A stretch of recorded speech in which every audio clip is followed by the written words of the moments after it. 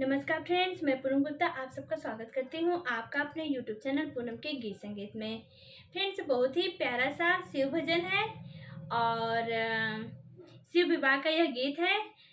मैं इसे प्रस्तुत करने जा रही हूँ आप सबके समक्ष। अगर आपको पसंद आए तो प्लीज़ हमारे चैनल को सब्सक्राइब करें, लाइक करें और कमेंट में हमें ज़रूर बताएं कि आपको हमारा यह गीत कैसा लगा। कहवा से आवे शिव जोगिया हथवा डमरू ले हो सखी। कहवा से आवे गौरा मैया हथवा सिनुर ले हो सखी। कहवा से आवे गौरा मैया हथवा सिनुर ले हो। काशी से आवे शिव जोगिया हथवा डमरू ले हो सखी। विंध्याचल से आवे गौरा मैया हथवा सिनुर ले हो सखी। विंध्याचल से आवे गौरा मैया हथवा सिनुर ले हो। कथी चढ़ी आवे शिव जोगिया हथवा त्रिशूल ली हो सखी। कथी चढ़ी आवे गौरा मैया हथवा सिनुर ले हो सखी। कहवा से आवे गौरा मैया हथवा सिनुर ले हो।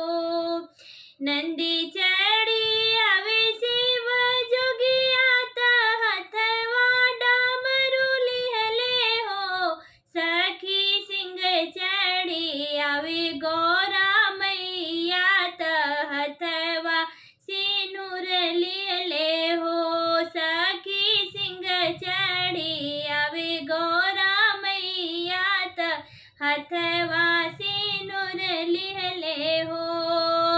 कहवा बैठबो शिव जोगिया हथवा डमरू ले हो सखी। कहवा बैठबो गौरा मैया हथवा सिंदूर ले हो सखी। कहवा बैठबो गौरा मैया हथवा सिंदूर ले हो।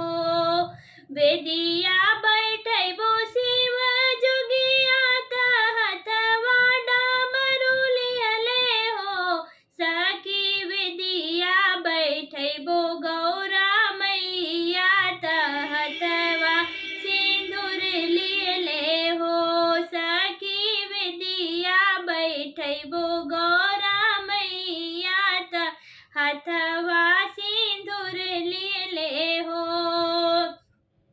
काहो किएबो शिव जोगिया हथवा डमरू ले हो सखी।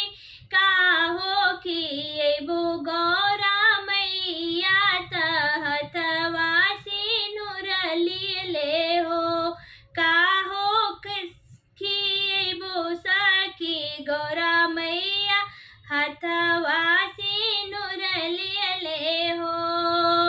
भंगिया खिलाइब शिव जोगिया हथवा डमरू ले हो सखी। रबड़ी खिलाइबे गौरा मैया हथवा सिनुर ले हो सखी। रबड़ी खिलाइबे गौरा मैया हथवा सिनुर ले हो। कवनवा